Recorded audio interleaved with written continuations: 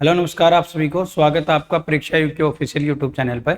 जैसे कि आपको पता है कि आपकी एनटीटी की जो क्लासेज हैं रेगुलर चल रही हैं और आज की क्लास में नेक्स्ट क्लास में हम पढ़ेंगे जो आज की रिसेंट में होने वाली जो पीछे वाली जो क्लासेस थी उसका जो चैप्टर का कुछ शेष भाग बचा हुआ है उसको आज हम कंप्लीट कर लेंगे।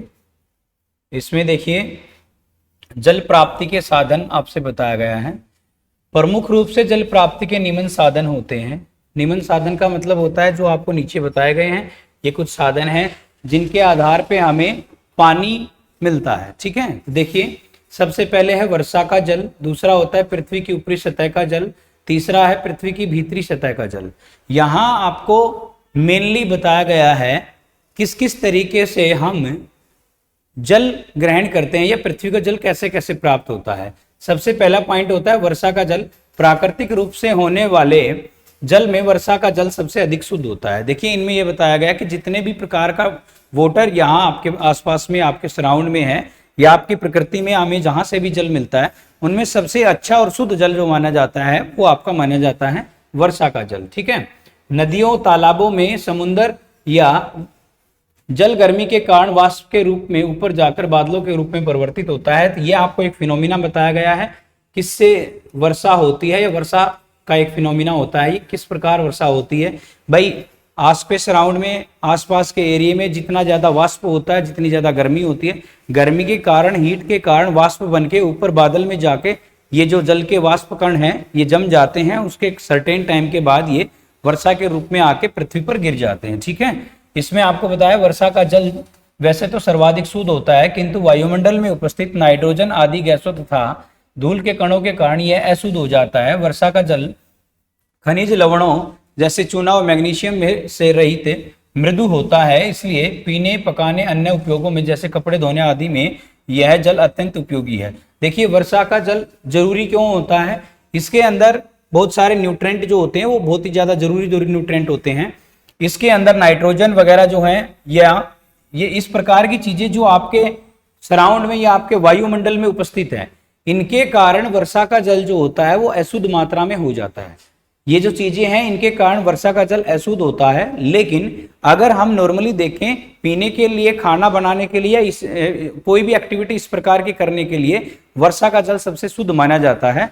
ये इसमें आपको बताया गया है। दूसरा बताया पृथ्वी की सतह का जल हमारे देश में अन्य देशों के समान जल आपूर्ति का मुख्य साधन, यहाँ पे साधन है, ये साधन नदियों का जल है। ऐसे अनगिनत शहर हैं जहां आज भी सार्वजनिक जलापूर्ति नदियों से ही की जाती है। इनमें दिल्ली, कोलकाता, इसमें कुछ शहर ऐसे बताए गए जो पृथ्वी पर पाए जाने वाले पृथ्वी की सतह पर जो जल हैं उस जल से अलग अलग क्षेत्रों में आपूर्ति की जाती है। कुछ उदाहरण दिए गए हैं जैसे कि मान लीजिए दिल्ली, कोलकाता, इलाहाबाद आदि वगैरह जो हैं ये इसके उदाहरण हैं जहां से हमें पृथ्वी के सतह पर जो जल पाया जाता है वो आपको यहाँ से मिलता है। ठीक है, कई नगर, कस्बे एवं धरातल जो है जल पर निर्भर है। इनमें नदियां, झीलें व तालाब आदि हैं। भूमिगत जल से पहले, इससे पहले वाला है जो पृथ्वी की सतह पर। देखिए पृथ्वी की सतह पर पाया जाने वाला जल कौन सा होता है, तालाबों में, नदियों में, नालों में जो पाया जाता है वो आपका पृथ्वी की सतह पर पाया जाने वाला जल होता है। इससे पहले हमने पढ़ा है वर्षा का जल। वर्षा कैसे होती है, आसपास के एरिया में हीट के कारण वाष्प बनते हैं और वाष्प जाके ऊपर आसमान में चिपक जाते हैं और वो जो नमी वाले वाष्प कण होते हैं एक सर्टेन टाइम के बाद वो नीचे वर्षा के रूप में गिर जाते हैं। दूसरा पॉइंट आपने पढ़ा है पृथ्वी की सतह पर जो जल है वो क्या है, पृथ्वी की सतह पर जल नदियों में, नालों में, जोहड़ों में पाया जाता है जिसके कारण वर्षा होती है या जिसके कारण स्टोरेज किया जाता है, लोगों की जलापूर्ति की जाती है। थर्ड पॉइंट आता है भूमिगत या जल जो है, भूमिगत जल या जल वो है वह जल जो भूमि के नीचे है, पृथ्वी के नीचे है। शहर वर्षा का वह जल जो धरती सोख लेती है। देखिए यहाँ आपसे बताया गया है कि वर्षा का वह जल जो धरती सोख लेती है उसको भूमिगत जल या अंतः जल कहा जाता है। कुओं में, हैंडपंपों में, स्रोतों में जल जो है भूमिगत जल है।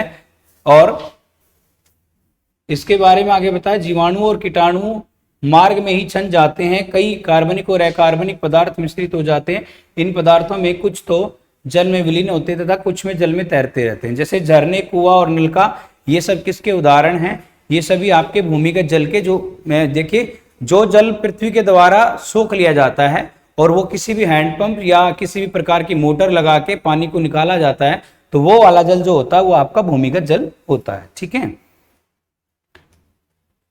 आगे आप चलते हैं। इस चैप्टर में बताया है कि निंद्रा क्या होता है, निंद्रा की आवश्यकता क्या है। ठीक है,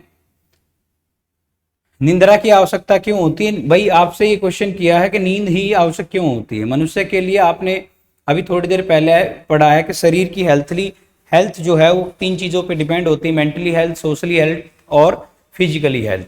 अब आपको ये बता रहे हैं इन तीनों चीजों को सुख समृद्धि से अच्छे तरीके से चलाने के लिए, रखने के लिए आपको क्या क्या चीजें जरूरत होती है। इसमें आपने भोजन वगैरह, पानी वगैरह सारी बातें पढ़ ली हैं, कार्बोहाइड्रेट, न्यूट्रिएंट्स, वो सारी बातें आप कर चुके हो। अभी आपको बता रहा है कि निंद्रा की आवश्यकता क्या होती है। निंद्रा की आवश्यकता, स्वास्थ्य और निंद्रा का घनिष्ठ संबंध है। देखिए भाई, यहाँ आपको ये बताने की कोशिश कर रहा है नींद और स्वास्थ्य ये दोनों आपस में एक दूसरे से इंटरकनेक्टेड हैं। ठीक है, आपकी हेल्थ और आपकी स्लीप जो है एक दूसरे से इंटरकनेक्टेड हैं।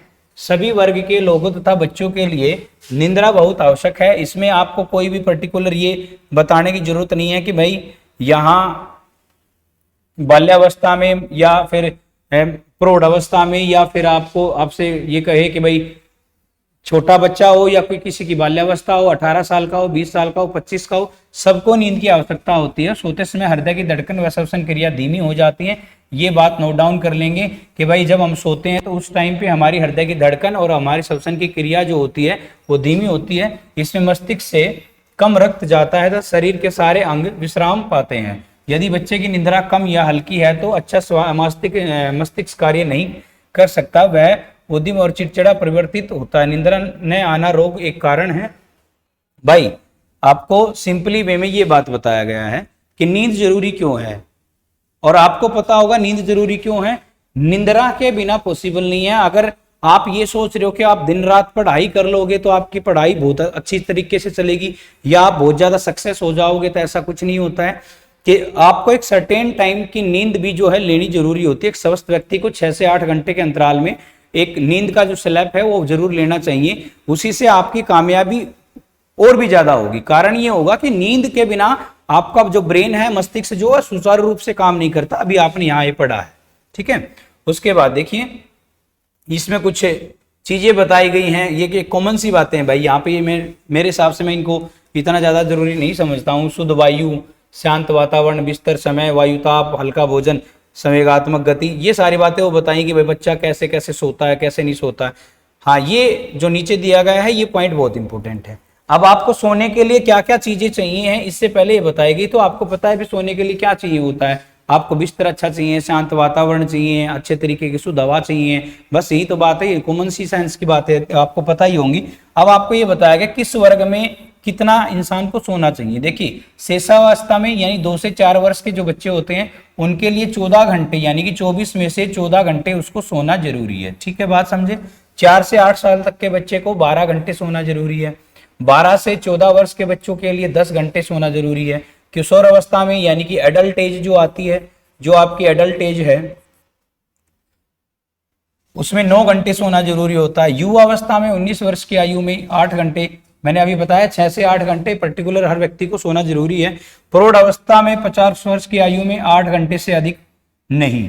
देखिए 8 घंटे से अधिक नहीं का कारण ये नहीं है कि 8 घंटे से अधिक वो सो नहीं सकता है। इसका बहुत ही ज्यादा बड़ा एक रीजन होता है कि आपको 8 घंटे से ज्यादा नींद आएगी नहीं। मैक्सिमम बहुत ज्यादा बता दिया कि प्रौढ़ अवस्था में 8 घंटे आप सो पाए, क्योंकि आप अपने घर पे वृद्ध को देखेंगे तो वो 3 से 4 घंटे 5 घंटे तक सोते हैं। वो सुबह बहुत जल्दी उठ जाते हैं। इनका कारण ये होता है कि उनको टाइम, एक सर्टेन टाइम तक ही नींद आती है। ठीक है, उसका मैं आपको मेनली रीजन बता देता हूं कि क्या कारण होता है जिसके ऊपर नींद जो है निर्भर होती है। ठीक है ना, यहां मैं आपको बताने की कोशिश करूंगा।